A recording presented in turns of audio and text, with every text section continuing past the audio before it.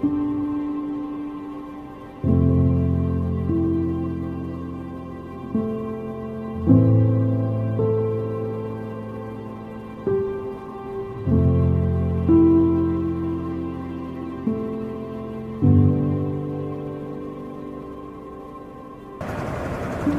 बस बस बढ़िया। और कैसे हो? बस एकदम बढ़िया है सर, आप कैसे हैं? बस बढ़िया है। ये सब बिल्कुल चोर लोग हैं जो चुनाव में खड़े हुए हैं। भैया चाय के लिए निकम्मे एक नंबर के। हाँ भाई, अरे साहब नाराज हो तो आपको चाय दो। चाय तो पी नहीं यार, दिमाग ऐसा खराब हो जाता है दिन भर ये चुनाव। वंदे मातरम, वंदे मातरम, वंदे मातरम, वंदे मातरम, वंदे।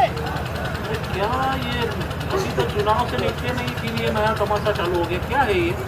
हर घर के जय भारत माता की जय। अरे वंदे। भैया और कुछ नहीं? कितना बढ़िया अभियान चल रहा है। सब कुछ नहीं है। क्या बात है, आप सभी यहाँ मिल गए। अरे उम्मीद नहीं थी कि सर भी यहाँ होंगे। भैया आइए सर, आइए भैया जी। कैसे हो? बस बढ़िया, चलो जी। आज पता नहीं था सारे स्टूडेंट्स यही होंगे। बैठे हैं, अभी एक रैली निकली तो चर्चा कर रहे थे हम लोग। किस बात पे गगन चिंतन हो रहा है? तिरंगा अभियान, हर घर तिरंगा। हर घर तिरंगा, घर घर तिरंगा। अरे वो तो साहब इस बार मानना पड़ेगा कि जो राष्ट्रभक्ति के लिए जो एक जन चेतना इस हर घर तिरंगे ने हम लोगों को दी है, दिल खुश हो गया। और मैं ही क्या, आप भी लगाइए अपने घर पे तिरंगा। और हम सब नहीं, हर व्यक्ति को हर घर पे तिरंगा लगाना चाहिए। ये हमारा भाई है ना, लगाएगा ना भाई घर पे तिरंगा? तिरंगा? हाँ हाँ, तिरंगा हमारे देश की शान। राष्ट्रध्वज? हाँ मेरे भाई, हाँ। नहीं नहीं भैया, हम नहीं लगाएंगे हमारे घर राष्ट्रध्वज। अरे नहीं नहीं, हम नहीं लगाएंगे। क्या बोल रहा है? राष्ट्रध्वज हम नहीं लगाएंगे घर। इन जैसे लोग होते हैं जो हमारे देश को आगे ही नहीं बढ़ने देना चाहते। तुम जैसे लोगों की वजह से ही हमारा देश आज पीछे है। तुम तो खुद पीछे रहते हो और साथ ही साथ हमें भी आगे नहीं बढ़ने देते। ऐसा आप ही समझाइए कि तिरंगा नहीं लगा। क्या बात है? तिरंगा तो अपने देश की शान है, उसको तो अपने घर पे लगा के गर्व महसूस होना चाहिए। हर देश प्रेमी को अपने घर के ऊपर तिरंगा लगाना चाहिए। तुम भी किसे समझा रहे हो? ये ना तो पढ़े लिखे हैं, ना इन्हें कोई अक्ल है। स्कूल के छोटे छोटे बच्चे तिरंगा लेके जोश में भर जाते हैं, जब लेके निकलते हैं तो एक राष्ट्र भावना बनती है। इन्हें राष्ट्र भावना पता ही नहीं है। हाँ सही बात है सर, ना तो हम पढ़े लिखे हैं, ना ही हमें राष्ट्र भावना पता। लेकिन एक चीज हम अच्छी तरीके से जानते हैं भैया, कि जब 15 अगस्त 26 जनवरी को आप जैसे बड़े बड़े और पढ़े लिखे लोग झंडे लगा लगा के चले जाते हैं और बाद में 16 अगस्त, 17 अगस्त, 18 अगस्त, 28 जनवरी को वो आपके इधर उधर के जो प्लास्टिक के तिरंगे हैं वो हम इकट्ठे करके रखते हैं। और इस बार तो हमने सुना है कि आपकी सरकार ने असली राष्ट्रध्वज दे दिए। ना ना भैया, पूरी जानकारी अगर हमें नहीं मिली तो हम तो नहीं लगाएंगे। हमने तो सुना है कि तिरंगे के सम्मान में कमी हो जाए तो जेल हो जाती है। नहीं नहीं भैया, हम नहीं लगाएंगे। बात बिल्कुल सही कही है सर, इसके लिए कुछ ना होना चाहिए। अगर तुम इतनी समझ हो, तुम्हें इतना ज्ञान है, तो तुम्हें ये भी पता होगा कि हमें अगर राष्ट्रध्वज घर लगाना है तो उसके लिए क्या नियम है।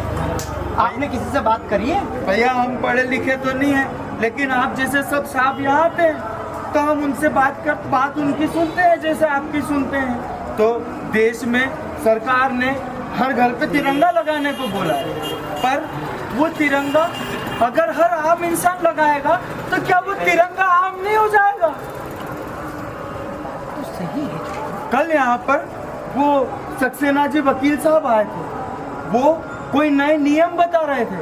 बोले झंडा फहराने के लिए कोई नए नियम भी बने, वरना हमें तो पहले यही पता थी कि सूर्योदय से सूर्यास्त तक झंडे लगते हैं, लेकिन अब तो हर घर पे रात दिन लगने लगे हैं। तो भैया वो वो सक्सेना जी वकील साहब से हमने बात करी थी, तो वो तो बड़े भयानक भयानक चीजें हमारे समझ में नहीं आई। भैया हम नहीं लगाएंगे तिरंगा, भैया हमें माफ करो।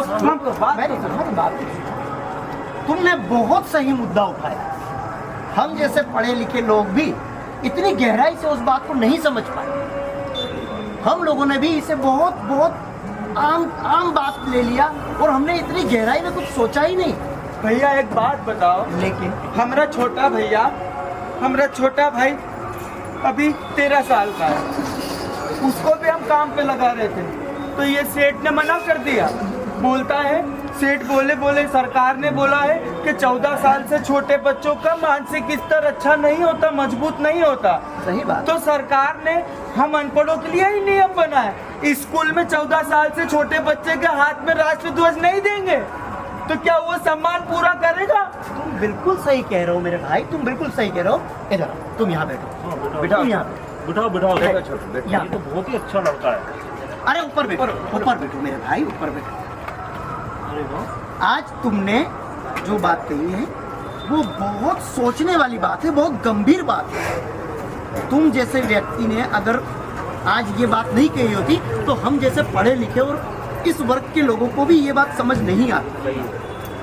एक काम करते हैं, क्यों ना हम तुम्हारे उन्हीं वकील साहब के पास चलते हैं और इस ज्ञान को और इस अज्ञानता को आगे न बढ़े ऐसा कुछ करें कि उन वकील साहब से हम और जानकारी लेते हैं और इस ज्ञान को हम चलते हैं इनके साथ। हम भी चलना चाहेंगे और हम इस जानना तो चाहिए, जानना चाहते हैं। हम कोशिश करते हैं कि अगर अज्ञानता किसी में है और वो हमारे देश की आन बान शान इस तिरंगे को अपने घर लगाने में कोई कमी रखता है तो हम उसे दूर करके उसे ज्ञान दें और इस भाई की बात को हम गंभीरता से लेते हैं और इसकी जानकारी लेते हैं। तो चलिए एक बार ताली तो जरूर बजाएंगे। बोलो वंदे मातरम, वंदे मातरम। छोटू एक बार बोलिए वंदे मातरम। चलो हम वकील साहब के घर लेके चलते हैं आपको। चलिए, चलो आइए। चलो वो उधर। साहब वो मेरे साथ में कुछ लोग आए हैं, वो आप जो कल इम्पोर्टेंट चर्चा कर रहे थे ना वहाँ दुकान पे, वो राष्ट्रध्वज को लेके उनके बारे में कुछ जानकारी लेना चाह रहे थे। क्या मैं अंदर बुला लूँ सर, आप समय दे पाएंगे? थैंक यू सर, आ जाओ। नमस्कार सर, हमने सुना कि आप कुछ जो घर घर तिरंगा जो प्रोग्राम है उसे लेकर जो सही मार्गदर्शन है, सर मैं चाहता हूँ कि इसका पूरा मार्गदर्शन आप हमें करें। बहुत अच्छा प्रश्न किया आपने। निश्चित रूप से इस बात की जानकारी सभी को होनी चाहिए। मैं बताता हूँ। जाने राष्ट्रीय ध्वज फहराने के प्रमुख नियम। राष्ट्रीय ध्वज खादी, कॉटन, रेशम, पॉलिस्टर से निर्मित हो। राष्ट्रीय ध्वज इस तरह फहराया जाना चाहिए कि भगवा रंग सबसे ऊपर होना चाहिए। राष्ट्रीय ध्वज को हाफ मस्ट अर्थात आधे डंडे पर नहीं फहराया जाना चाहिए। राष्ट्रीय ध्वज के ऊपर पेन, पेंसिल, स्केच आदि से किसी प्रकार से कुछ लिखा हुआ नहीं होना चाहिए। फटा हुआ, क्षतिग्रस्त राष्ट्रीय ध्वज नहीं फहराया जाना चाहिए। राष्ट्रीय ध्वज को इस तरह नहीं फहराया जाना चाहिए जिससे जो ध्वज हो वो जमीन को अथवा पानी को छूता हुआ नजर आए। राष्ट्रीय ध्वज फहराते समय हमें इस बात का ध्यान रखना चाहिए कि राष्ट्रीय ध्वज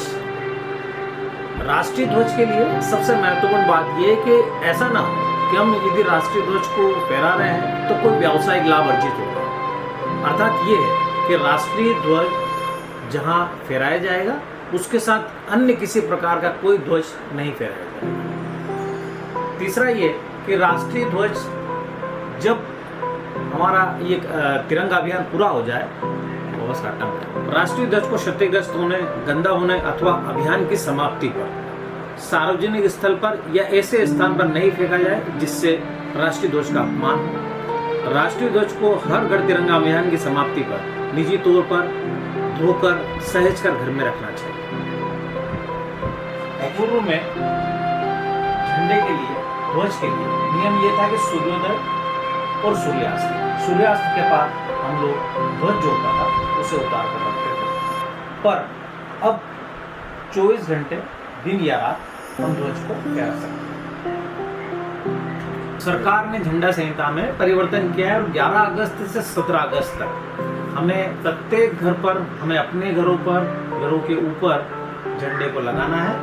हर घर तिरंगा कार्यक्रम की शुरुआत कर रही है, जिसके मद्देनजर यह कदम उठाया है सरकार ने कि प्रत्येक घर पर तिरंगा होना चाहिए। अब तो सारी बातें अच्छी तरह समझ में आ गई। जी भैया, इतने गंभीर विषय पे चर्चा करने आए, अब कुछ अपना हुलिया भी तो सुधारिए। आप कैसे हो रहे हैं? समझ गया भैया। अब हर घर तिरंगा भी लगेगा और चकाचक ये बंदा भी लगेगा। बहुत बहुत धन्यवाद। धन्यवाद सर। बहुत बढ़िया राजू, तुमने आज जो काम किया है और आज जो जानकारी हमको दिलाई है, ऐसी जानकारी हमने जीवन में कभी नहीं पाई। तुम्हारे कारण से हमको आज पता चला कि देश के लिए ध्वज लहराने के लिए इतने सारे कानून और इतने सारे नियम है। भैया, जब बात राष्ट्र ध्वज की आएगी तो राष्ट्र ध्वज है, तो उसके साथ तो गौरव और सम्मान का ध्यान रखना ही पड़ेगा ना। लेकिन छोटू, एक बात ये भी है कि हम जैसे पढ़े लिखे लोग भी थोड़ी जानकारी कम रखते हैं। जो आज तुमने आंखें खोली है, इसके लिए बहुत धन्यवाद छोटू। नहीं भाई, ये बात तो माननी पड़ेगी कि ये जो एक मैसेज है, ये प्रत्येक व्यक्ति को, हर उस व्यक्ति को जानना चाहिए कि अगर घर पे हम तिरंगा लहराएं तो उसके सम्मान का पूर्ण ध्यान रखें। किसी भी तरह से हमारे राष्ट्र ध्वज का अपमान नहीं होना चाहिए। तो अब आप सब लोगों के साथ में मैं भी लगाऊंगा तिरंगा और आप भी लगाइए अपने घर तिरंगा, क्योंकि अब हमको पूरी जानकारी हो गई है कि हम हमारे उस राष्ट्र के गौरव का भी ध्यान रखेंगे और शासन की इस खूबसूरत मंशा का भी ध्यान रखेंगे। तो आप भी लगाइए, हम भी लगाएं, हम सब लगाएं। हर घर तिरंगा, घर घर तिरंगा। भारत माता की जय। भारत माता की जय। भारत माता की जय। वंदे मातरम। वंदे मातरम।